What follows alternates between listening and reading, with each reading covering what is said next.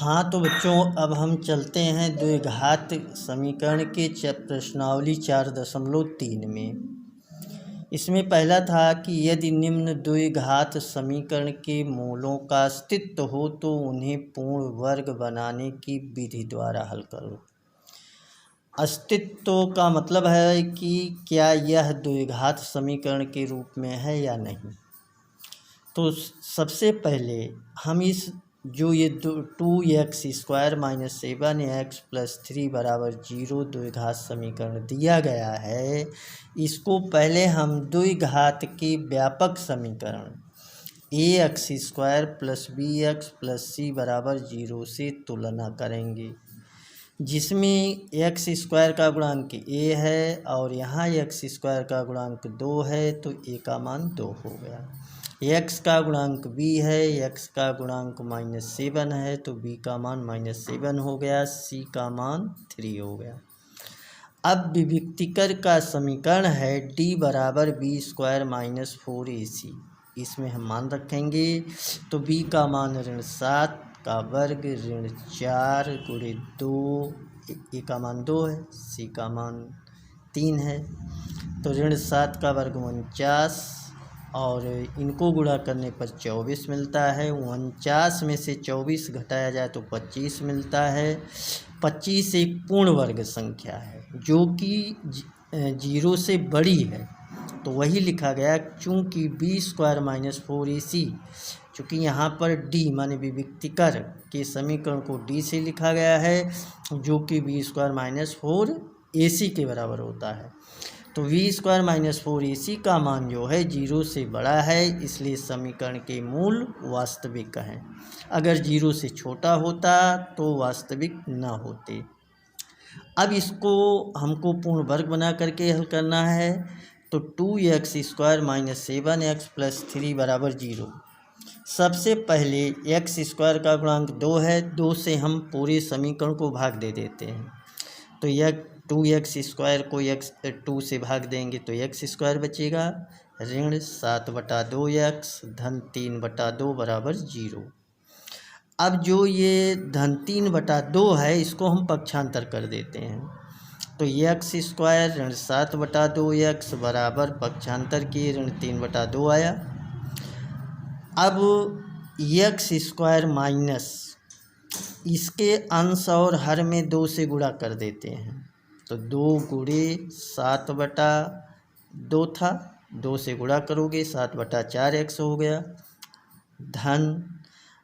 अब इसी जो ये 7/4 है, इसी का वर्ग दोनों पक्षों में जोड़ देंगे। क्यों? इसलिए कि कह रहा है कि पूर्ण वर्ग बना करके हल करिए, तो जो x का ये गुणांक है 7/4, इसी का वर्ग दोनों पक्षों में जोड़ दिया गया। अब ये हो गया a² + b² - 2ab के रूप में।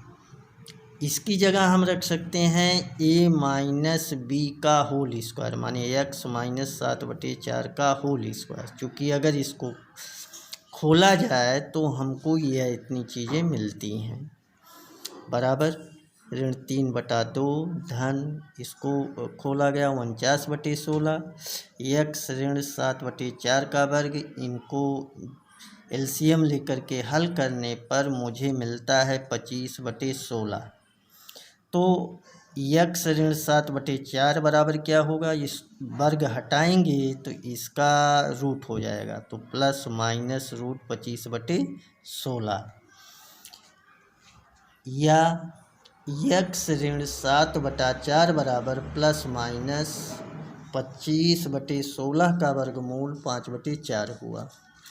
अब इसे x का मान ज्ञात करेंगे, तो एक बार प्लस लेंगे, एक बार माइनस लेंगे, तो x - 7/4 = +5/4 और x = 5/4, और इसको इधर ट्रांसफ़र कर देंगे तो +7/4, इसको जोड़ दिया गया और जोड़ करके हल किया गया, तो x की वैल्यू मिली 3।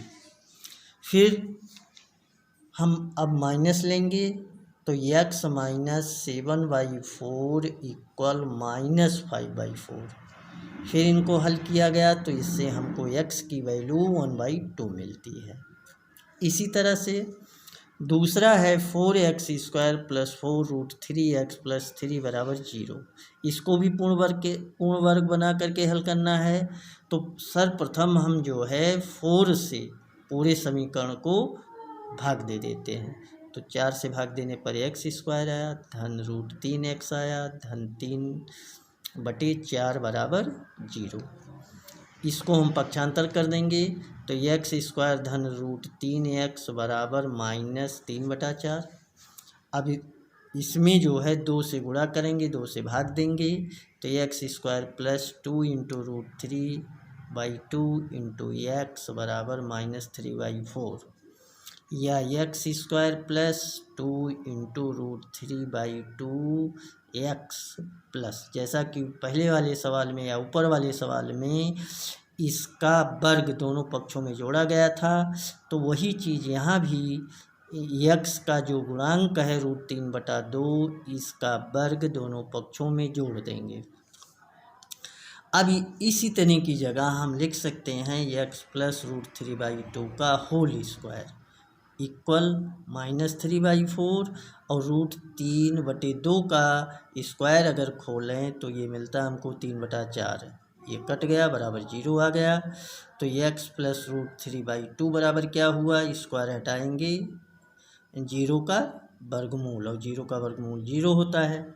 तो x बराबर क्या हो गया, -√3/2। इसी तरह से ये तीसरा भी हल किया गया है।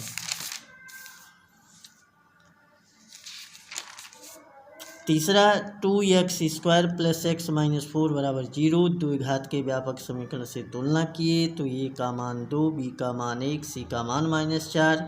पहले विभक्ति कर d = b² - 4ac का मान ज्ञात करते हैं। तो इससे हमको मिलता है d का मान 33, जो कि 0 से बड़ा है, इसलिए समीकरण के मूल वास्तविक हैं। अब वास्तविक हैं तो इनको हल करेंगे। 2x² + x - 4 = 0, पूर्ण वर्ग बना करके हल करना है तो पहले 2 से पूरे समीकरण को भाग दे देंगे। तो x² + x/2 ऋण 4/2 = 0, या x² + x/2, और ये आया आपका ऋण 2 = 0। फिर 2 से गुणा करेंगे अंश और हर में, तो x² + 2 × x/4 इक्वल, और इसको पक्षांतर कर दिया गया उधर 2, तो x² + 2 x/4। अब x का जो गुणांक है कितना, 1/4।